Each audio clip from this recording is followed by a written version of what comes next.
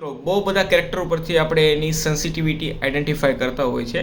તો એવી જ એક સેન્સિટિવિટી આપણે વાત કરીશું સલમાન ખાનની, કે જેને ટ્રાઇજેમિનલ ન્યુરાલ્જિયા છે. આઈ થિંક લેફ્ટ સાઈડ એને ટ્રાઇજેમિનલ ન્યુરાલ્જિયા છે. ગૂગલ પર સર્ચ કરી લેજો.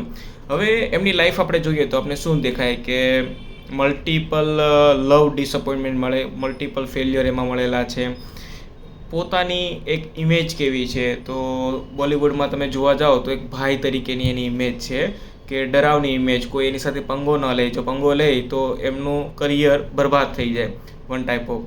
બીજી વસ્તુ કે બહુ જ હેલ્પિંગ ચેરિટેબલ પર્સન છે, બહુ જ મસ્તીખોર પર્સન છે. પછી હેર લોસની એની બી કમ્પ્લેન છે. તો મોટું આવું જ છે. તો આમાં તમે અન્ડરસ્ટેન્ડ કરી શકો કે લવ ડિસઅપોઇન્ટમેન્ટવાળી રેમેડી જોઈએ, જે થ્રેટનિંગવાળી રેમેડી હોય, જે ધમકી આપી શકે એવી રેમેડી જોઈએ, ઠીક છે. બહુ જ મિસ્ચીવિયસ રેમેડી જોઈએ તો આપણી રેપર્ટરીમાં એક જ બહુ મસ્ત રેમેડી છે એના માટે, tarentula hispanica, one of the best remedy of trigeminal neuralgia. અને તમે આ ડિસ્પોઝિશન ઉપરથી જશો તો કમ્પ્લીટલી પેશન્ટ ક્યોર થઈ જશે. તો એવું જરૂરી નથી કે એવરી ટાઈમ તમે હિસ્ટ્રી જ લો, જે તમને બી માહિતી મળે છે સરાઉન્ડિંગમાંથી, જે લોકો પાસેથી, એ બી બહુ જ ઇમ્પોર્ટન્ટ હોય છે. જે એની એક્શન બી હોય છે એ બી બહુ ઇમ્પોર્ટન્ટ હોય છે. એ કહેશે નહીં પણ તમને કહે ને કે જે સરાઉન્ડિંગમાંથી મળે, જે તમને બાય સ્ટાન્ડર્ડ કહેશે, તો એ બી બહુ મોસ્ટ ઇમ્પોર્ટન્ટ હોય છે. ધન્યવાદ.